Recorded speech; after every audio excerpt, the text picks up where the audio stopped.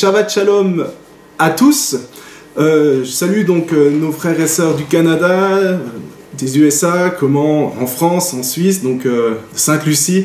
Donc je suis heureux d'être avec vous. Merci Seigneur. Aujourd'hui on va parler des jugements de Dieu, on va parler des causes, du but des jugements de Dieu aussi, et puis de ce que Dieu... Tu n'as pas cité Jérusalem. Et Jérusalem, hein, désolé. Et Jérusalem aussi. Oui, désolé, c'est vrai. Et des causes, et ce que Dieu attend de nous durant tous ces jugements. Alors, mais avant de parler de cela, on va louer Dieu avec tout notre cœur, et un cœur joyeux, parce que c'est un grand Dieu, et il nous aime, donc bénissons-le. Amen. Donc le premier chant, c'est Kuma Adonai, Oshieni Elohai, l'Adonai Yeshua, Alamra Birkatera, Kuma Adonai, Oshieni Elohai, l'Adonai Yeshua, Alamra Birkatera, Koli El Adonai Ekra, Vayaneni Me'ar Kodsho, Koli El Adonai Ekra, Vayaneni Me'ar Kodsho, Rabim Omrim Nemrim Neshashi, Eju Atalo, Koli El Adonai Ekra, Vayaneni Me'ar Kodsho, Kuma Adonai, Oshieni Elohai, l'Adonai Yeshua, Alamra Birkatera, Kuma Adonai, Oshieni Elohai, l'Adonai Yeshua, Alamra Birkatera, Ve'ata Adonai Magen Be'adi, Kevodi Umerim Roshi, Ve'ata Adonai Magen Be'adi, Kevodi Umerim Roshi, Ani Shavti Ve'ishana, Ki Adonai Yismereni, Ve'ata Adonai Magen Be'adi, Kevodi Umerim Roshi, Kuma Adonai, Oshieni Elohai, l'Adonai Yeshua, Alamra Birkatera, Kuma Adonai, Oshieni Elohai, l'Adonai Yeshua, Alamra Birkatera. Oui, Seigneur, nous voulons te louer, nous te remercions parce que tu te lèves, Seigneur, pour ton peuple. Ta main est sur nous, Seigneur.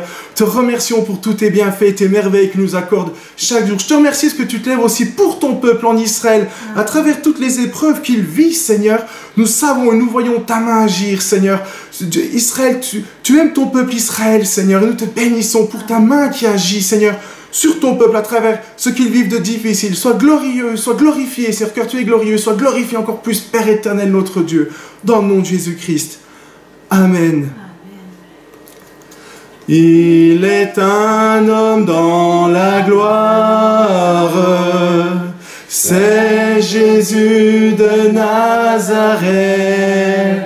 Il peut marcher sur les vagues, il peut maîtriser les vents.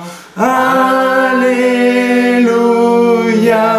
Il est assis dans la gloire, et je sais qu'il prie pour moi.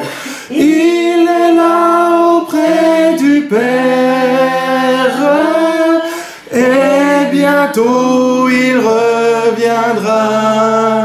Vivant, vivant, mon Sauveur est vivant. Oui, vivant pour toujours, il a dans son amour versé en moi sa vie sans retour, car Jésus est vivant. Chante Alléluia, car mon Sauveur est vivant. Alléluia, chante Alléluia, car mon Sauveur est vivant.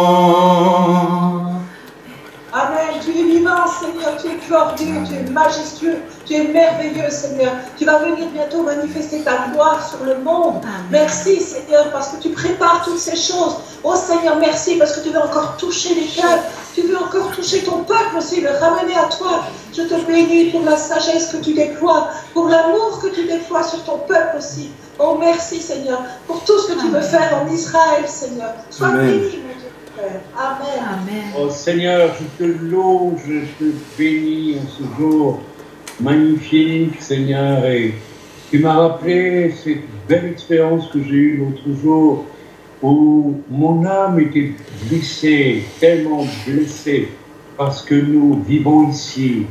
Et Seigneur, je me suis retrouvé devant cette immense fenêtre, Seigneur, dans ce fast-food, ici à Yerushalayim.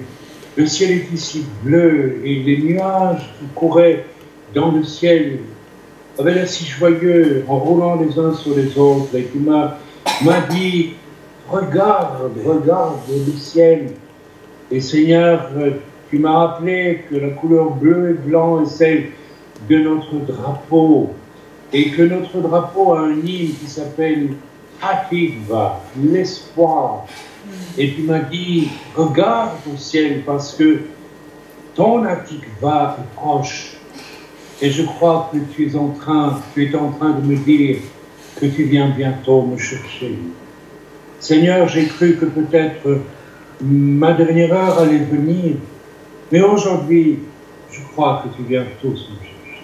Amen. Je te bénis et je te loue parce que tu ne nous abandonneras pas dans des choses impossibles à vivre. Je te bénis en ce jour, Seigneur. Si Hatikva que j'ai vu dans le ciel, l'espoir qui est ta venue, c'est vraiment l'annonce que tu viens pour enlever ton Église. Alors si c'est cela, je t'en bénis, je t'en remercie, Seigneur, dans le bon nom de Yeshua, ton Fils bien-aimé. Seigneur, je te prie de répandre ce matin sur tout ton peuple, ceux qui te connaissent, ceux qui t'aiment, qui te servent avec un cœur simple et vrai, ceux qui sont vrais. Seigneur, ceux qui vraiment te connaissent, même s'ils te connaissent mal parfois, parce qu'il y a de l'incrédulité, il y a de la peur, il y a des choses qui viennent du diable, mais qui te connaissent. Je te prie que tu répandes un esprit de grâce, un esprit de joie et de paix, parce que tu viens bientôt. Tu viens bientôt. Amen. Oh, c'est Shalom Bimromam, Ouya, c'est Shalom Aleinu, Ve'al Kol Israël, Ve'imru, Imru, Amen. Oh, c'est Shalom Bimromam, Ouya, c'est Shalom Aleinu, Ve'al Kol Israël, Ve'imru, Imru, Amen. Yaseh Shalom, Yaseh Shalom, Shalom Aleinu ve'al kol Israël. Yaseh Shalom, Yaseh Shalom, Shalom Aleinu ve'al kol Israël. Yaseh Shalom, Yaseh Shalom, Shalom Aleinu ve'al kol Israël.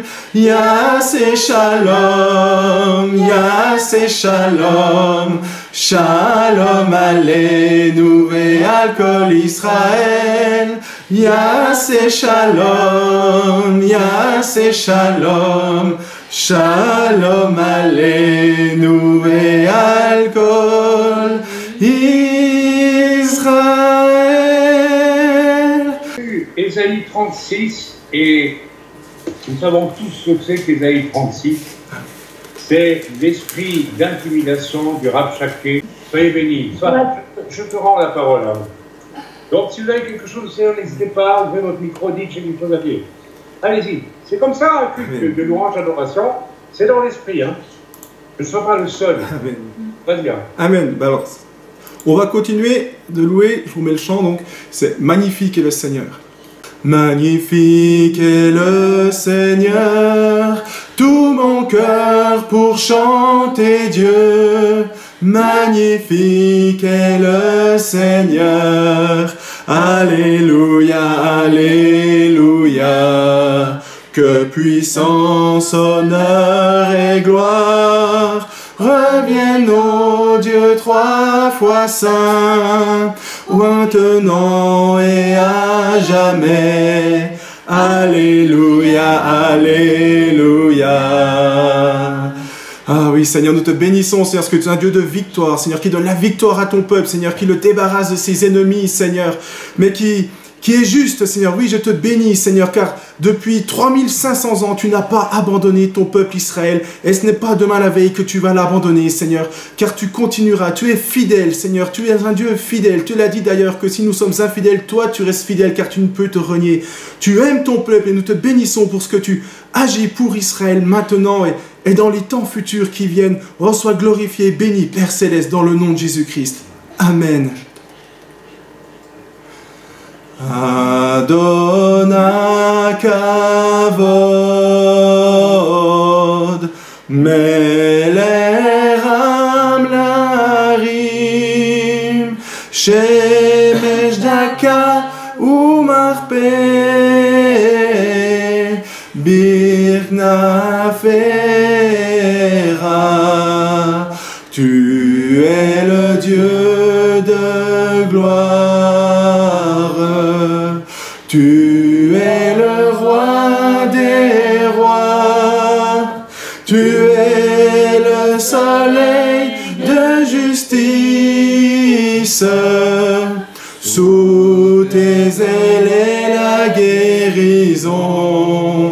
Tu es le soleil de justice, sous tes ailes est la guérison. Amen, amen. On va. Seigneur, oui Seigneur, je veux te glorifier, Seigneur. Je veux glorifier Dieu, Seigneur. Tellement, Seigneur, pour sa grande sagesse, Seigneur. Père, je te glorifie, je veux te glorifier aujourd'hui, Seigneur. Tu détiens toute sagesse, Seigneur. Tu es souverain, souverainement élevé au-dessus de la terre, Seigneur. Seigneur, je veux proclamer, Seigneur, que tu vas défendre ton peuple, Seigneur, que tu vas agir, Seigneur, que tu vas les conduire, tu les conduiras, Seigneur. Tu les conduiras, tu les feras sortir du filet qui leur ont tendu, Seigneur. Père, je veux le proclamer. Parce que tu es un Dieu souverain, souverain au-dessus de la terre. Merci pour ta grande sagesse. Merci, Seigneur, que tu nous apprends aussi la sagesse, Seigneur. Merci pour tout ce que tu fais en nous. Je veux te remercier, Seigneur, pour l'humilité aussi que tu mets en nous. Je veux te remercier aussi, Père, la façon que tu as conçu le corps, que tu as conçu les choses, Seigneur, qu'on peut grandir tous ensemble, Seigneur. Seigneur, tu es un Dieu majestueux, tu es un Dieu glorieux, Seigneur. Et je veux proclamer que oui, Seigneur, tu es au-dessus, c'est toi qui détiens les choses de la terre, Seigneur. C'est toi qui détiens les choses, puis que tu vas intervenir, Père. Merci, merci. Je te glorifie, tellement tu es grand, tu es glorieux. Oh, alléluia.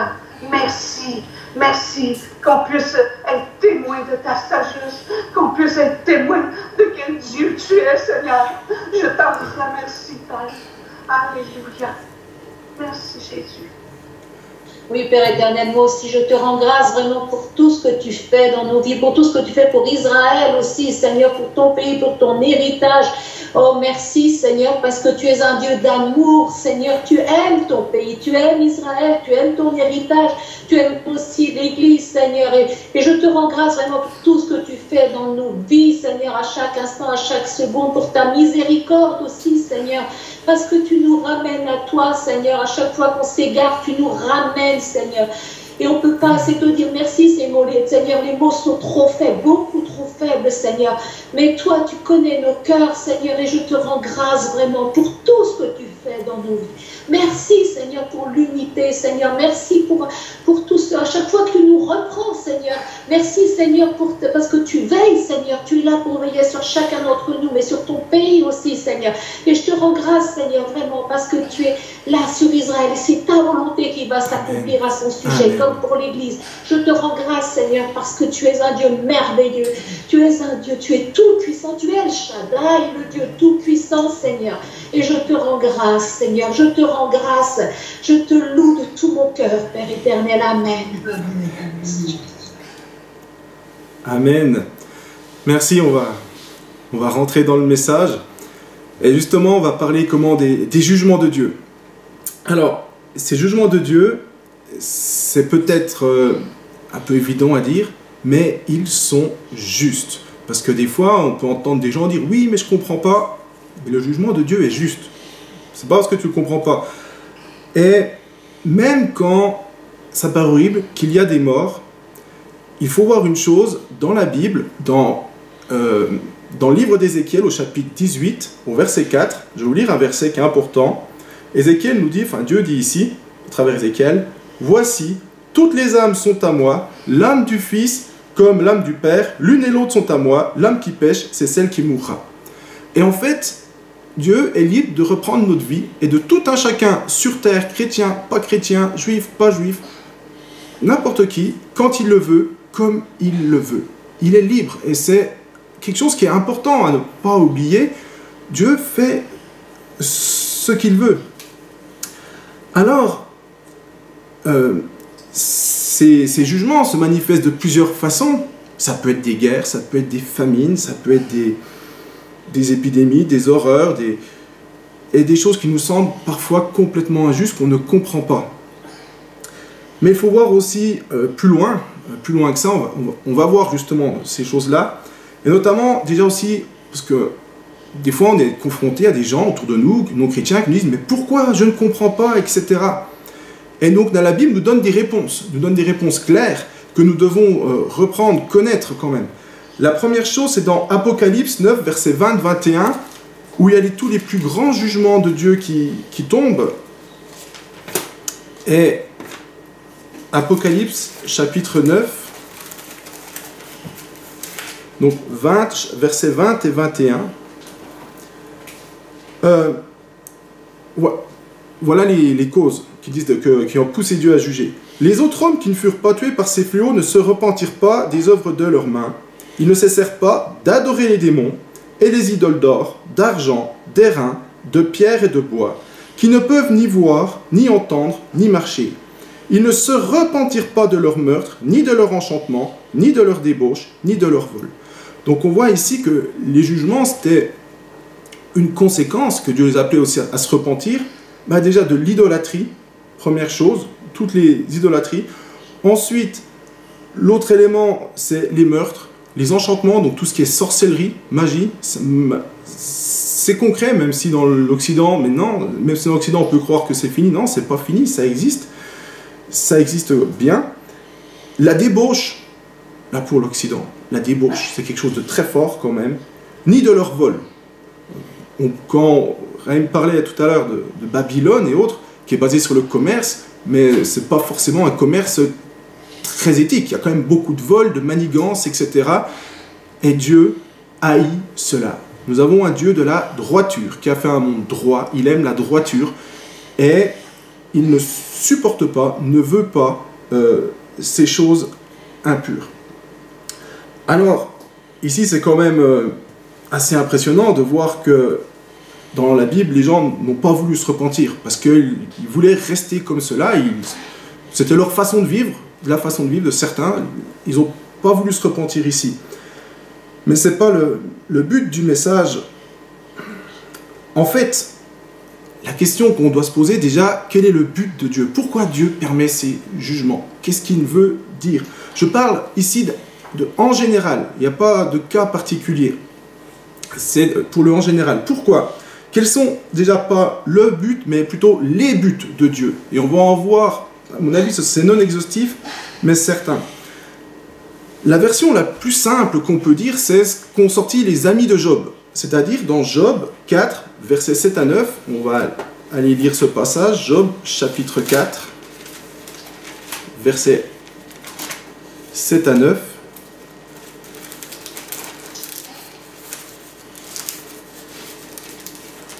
Job chapitre 4, versets 7 à 9. Voilà ce que lui dit son ami à Job. Cherche dans ton souvenir, quel est l'innocent qui a péri? Quels sont les justes qui ont été exterminés? Pour moi, je l'ai vu, ceux qui labourent l'iniquité et qui sèment la justice en moissonnent les fruits. Ils périssent par le souffle de Dieu et ils sont consumés par le vent de sa colère.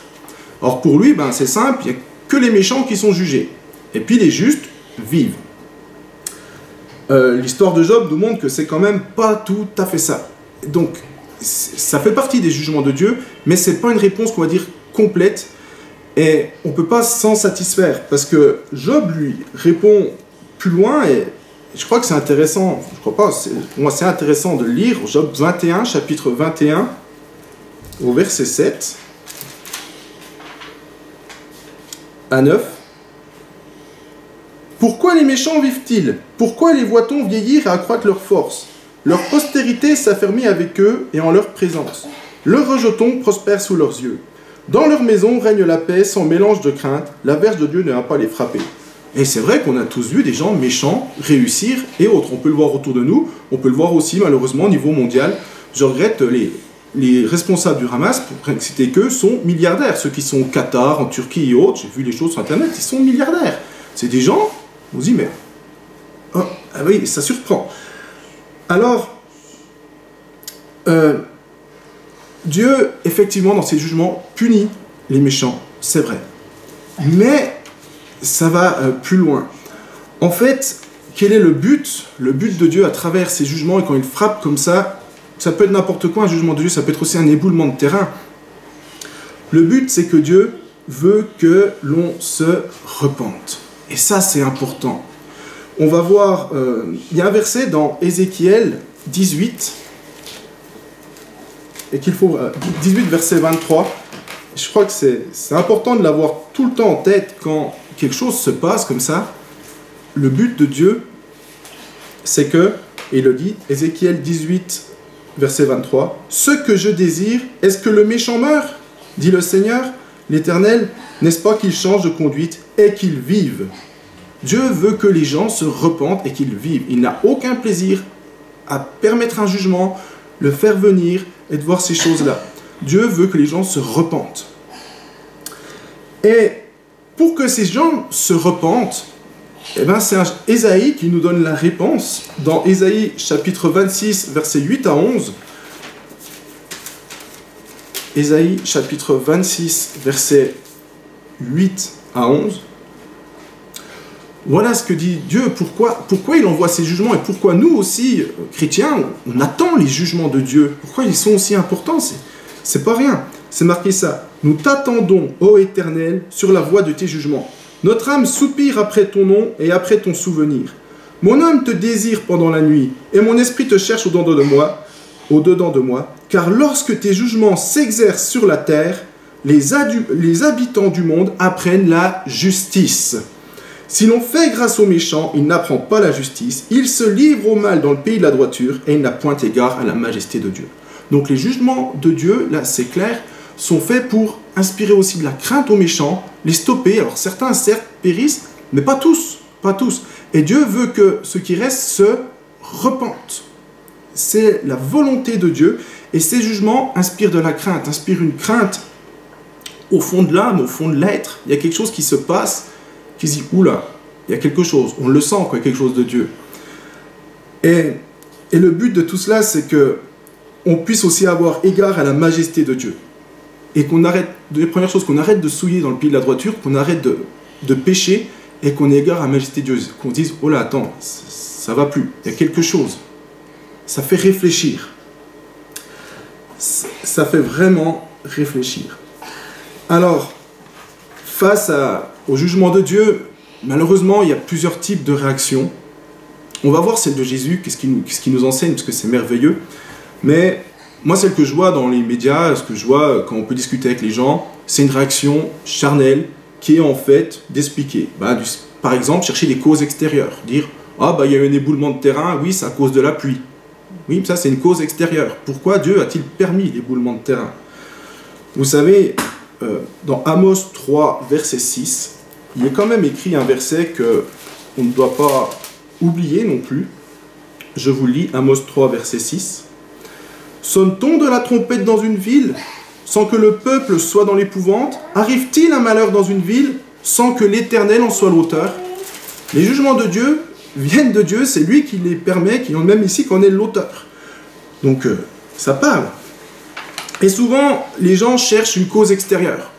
Le but de ça, c'est de mettre Dieu de côté, pour ne pas avoir à se repentir. Clairement, il faut appeler un chat un chat. Alors, ils vont trouver toute chose, dire oui, mais c'est pas juste.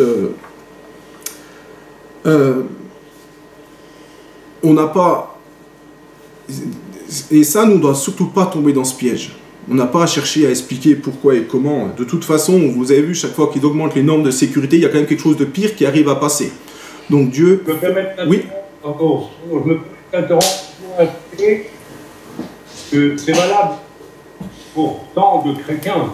Oui.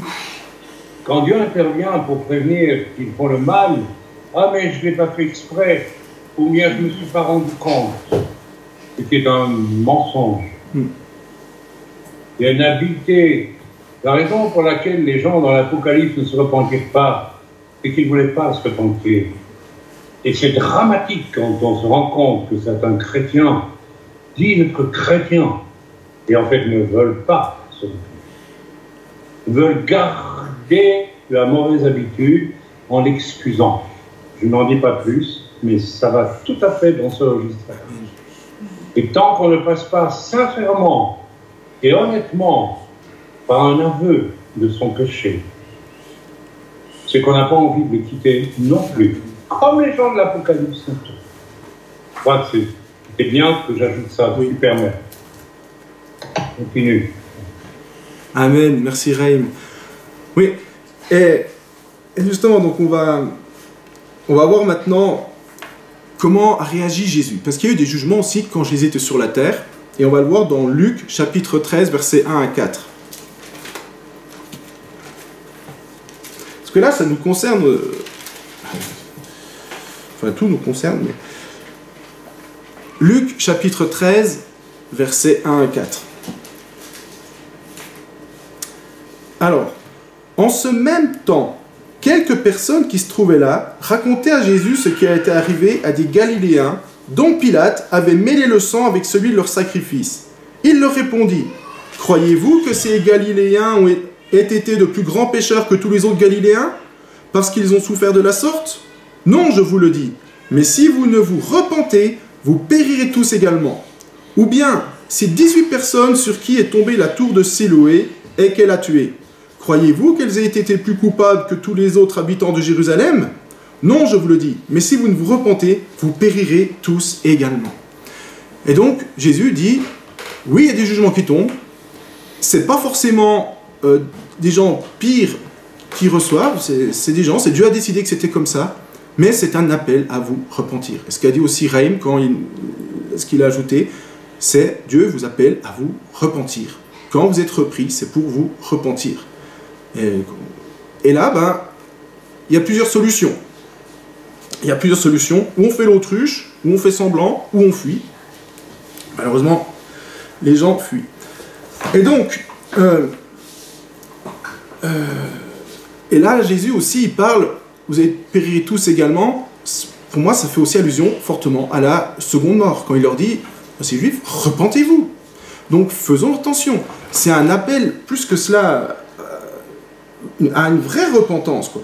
Donc on voit ici que le but des jugements de Dieu, et ça c'est vraiment important, c'est non seulement toucher la conscience des gens, leur dire ça ne va pas, et leur dire maintenant repens-toi. Mais Dieu se cache, entre guillemets.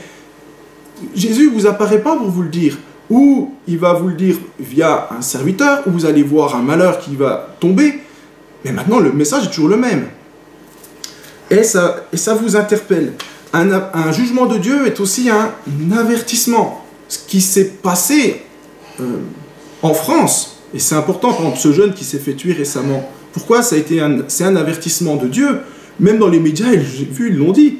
Mais même maintenant, ils ont dit, ah mais dis donc, même dans les petits villages bien français, on n'est plus en sécurité. Et ça parle aux gens, moi ça m'a parlé, parce que je viens d'un petit village bien français, et malheureusement à cette époque-là, j'avais une jeunesse comme ce jeune. Je veux dire, j'étais pas chrétien, j'étais de nom. Alors, c'est des choses qui touchent quand même, qui te disent, hé, et toi là? Et Dieu dit, et toi, à travers ce qui se passe, où tu en es? Et il le fait aux chrétiens, il le fait aussi aux païens, parce qu'il veut que les païens se repentent. Et souvent, on ne comprend pas, les païens ne comprennent pas, et même nous, des fois, on ne comprend pas. Et c'est normal. Dans Ésaïe 55, versets 8 et 9, Dieu nous dit, le Père nous dit, « Car mes pensées ne sont pas vos pensées, et mes voix ne sont pas mes voix, dit l'Éternel. Autant les cieux sont élevés au-dessus de la terre, autant mes voix sont élevées au-dessus de vos voix, et mes pensées au-dessus de vos pensées. » Donc, quand Dieu envoie un jugement, qu'il y a quelque chose qui se passe, il y a des gens qui disent « Je ne comprends pas ». Oui, mais c'est normal, il y a des choses que tu ne peux pas forcément comprendre, parce que Dieu est Dieu, et toi tu es sur terre, mais par contre tu sens très bien ce qui est interpellé au fond de ton cœur. Après, il y a des gens qui ferment vite leurs yeux, qui arrivent vite à oublier. Mais en fait, Dieu parle. Et nous, vis-à-vis de ça, que nous dit Jésus à travers les messages qu'il nous a donnés? Il nous a dit aussi, il y a un message qui va avec dans ce qu'il disait Jésus, il a dit aux gens, repentez-vous. Et donc, quand des jugements de Dieu sont là, le message que Jésus nous demande de transmettre aussi au monde autour de nous, et même chez les chrétiens et partout, c'est dans ce cas-là, repentez-vous.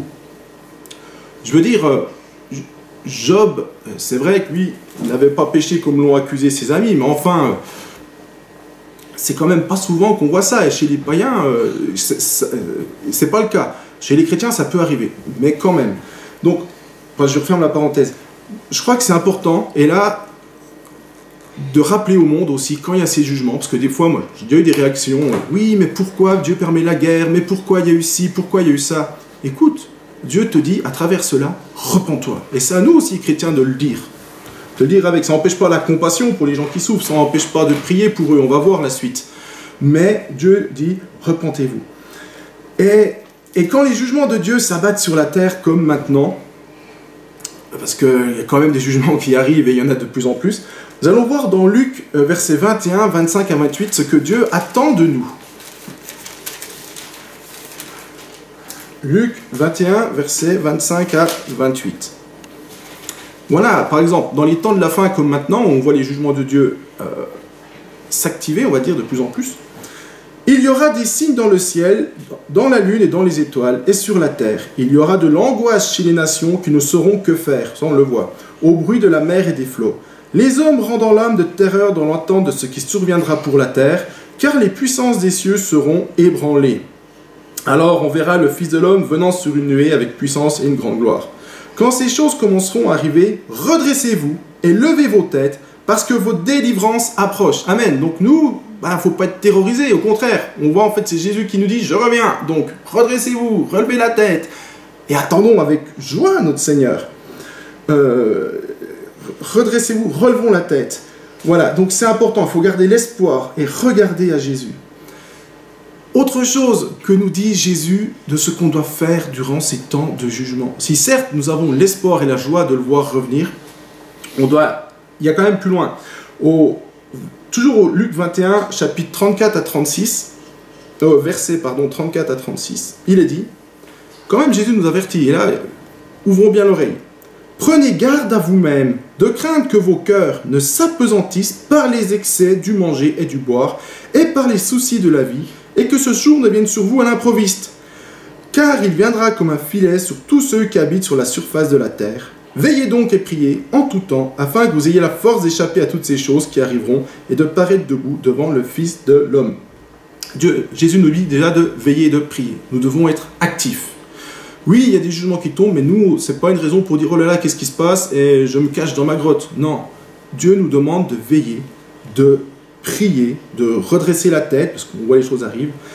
Et il nous dit aussi, je crois que ce n'est pas un détail en Occident, de faire attention à ne pas s'appesantir, donc s'endormir, par les excès du manger et du boire. Donc de pas... On est dans un monde où il n'y a que en Occident, d'excès de manger et du boire.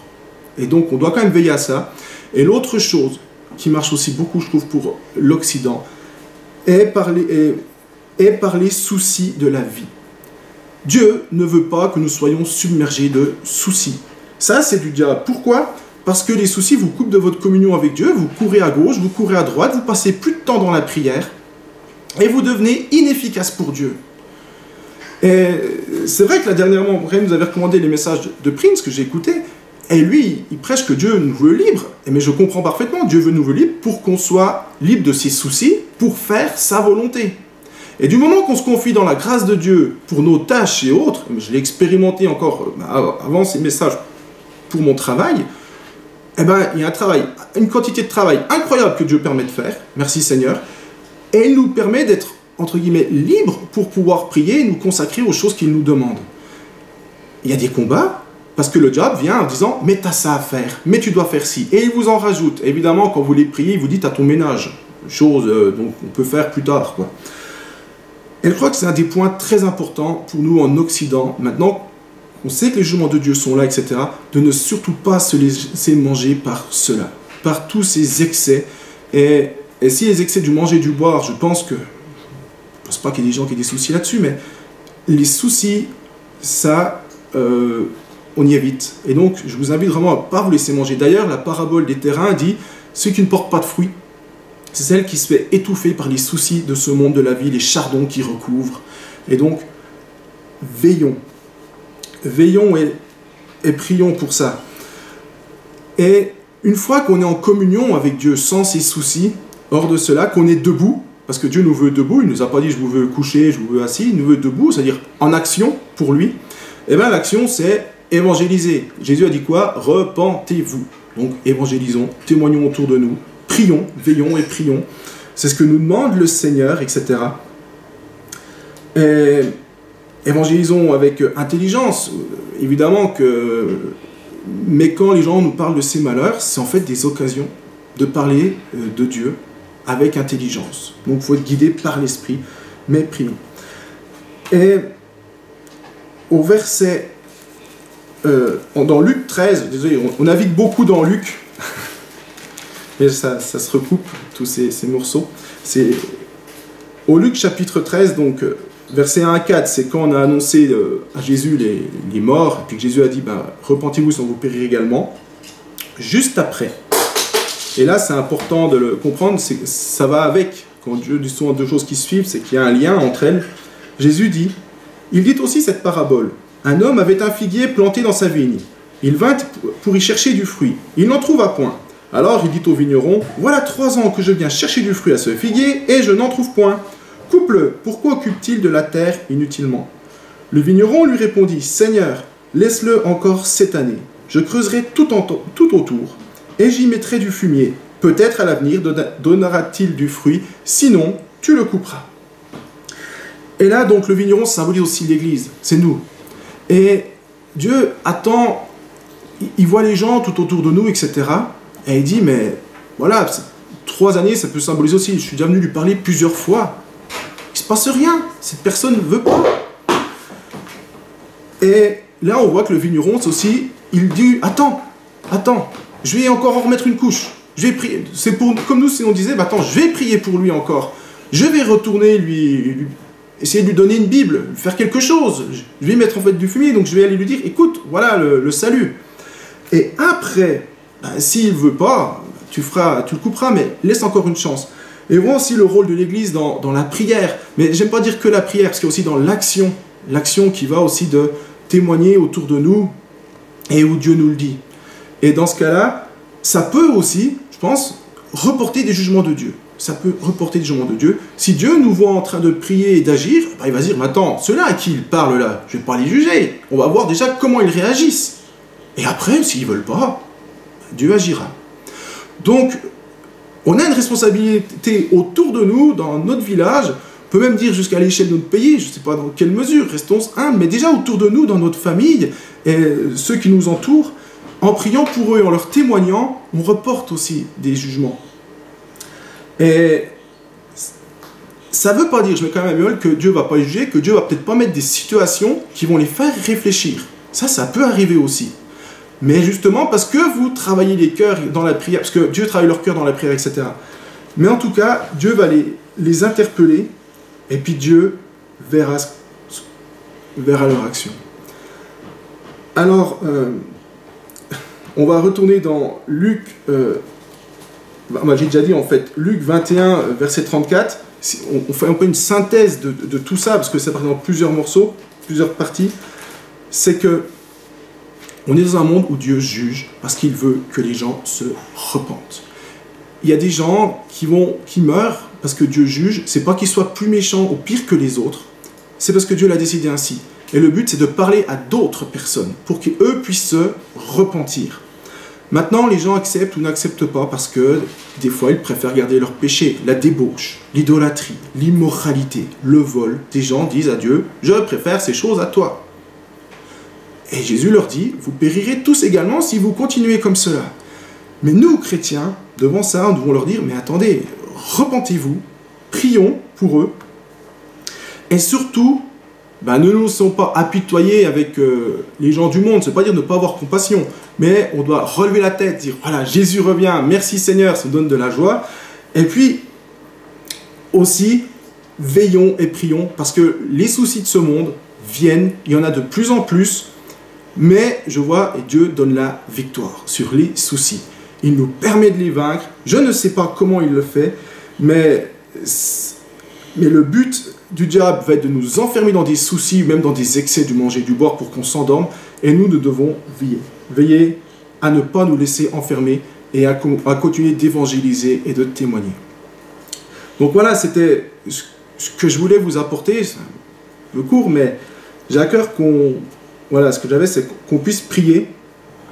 Déjà, si des gens se sont laissés dominer par les excès du manger et du boire, d'une part, je ne pense pas, mais au moins par les soucis, parce que quand même, par des objectifs qui ne sont pas de Dieu. Je regrette, il faut appeler un chat un chat. Il y a des gens, et j'ai été comme ça aussi, spécialistes pour se trouver des trucs à faire inutiles, qui lui prennent du temps, qui fatiguent et qui donnent un sentiment de « Ah, moi je suis quelqu'un, j'ai fait quelque chose. » Tu n'as rien fait pour Dieu, il ne te l'a pas demandé, c'est pas compté.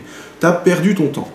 Donc, je crois que c'est important de se repentir et de centrer sa vie sur Dieu, qui par sa grâce nous aide à accomplir plein de choses utiles pour son royaume. Seule chose qui compte, in fine. Parce que le reste, on sait tous que ce sera brûlé. Donc, voilà, je vais prier, puis après on prendra un temps de prière. Seigneur Dieu Tout-Puissant, je te remercie parce qu'à travers tes jugements, Seigneur, tu apprends la justice, tu touches les cœurs, tu mets de la crainte dans les cœurs des gens pour les ramener à toi, car tu veux qu'ils se repentent, Seigneur. Et je te bénis, Seigneur, qu'à travers tout cela, c'est vrai, ça fait réfléchir et ça fait prendre conscience aussi de l'horreur de son péché, Seigneur, à condition qu'on le veuille bien, qu'on veuille aussi réfléchir. Mais je te prie, Seigneur, vraiment que tout ce qui peut nous empêcher d'être debout, de faire ta volonté, d'évangéliser, et c'est souvent les soucis, Seigneur, nous en purifient et sanctifient. Moi, je te demande pardon chaque fois que je me suis laissé avoir par ces soucis et autres, parce que ça m'a perdu du temps et je n'ai pas été efficace dans la prière, je n'ai pas témoigné parce que j'étais dans ma tête en train de dire « mais faut que je fasse ci, il faut que je fasse ça » et j'avais pas la tête à témoigner, parce que j'avais des soucis qui ne venaient pas de toi. Pardon, Seigneur, tout cela était du péché. Oui, Seigneur, je te prie vraiment que tu nous libères de tout souci, toute chose de ce monde, au fond de nos cœurs, Seigneur, et qu'on soit complètement libre pour faire simplement ta volonté et être le bonhomme au bon endroit, Seigneur, the right man at the right place, pour faire ce que l'on a à faire. Et pour ça qu'on puisse être guidé par ton esprit. Merci pour tous tes bienfaits, Seigneur, et que ton nom soit glorifié, Seigneur, dans le nom de Jésus-Christ. Amen.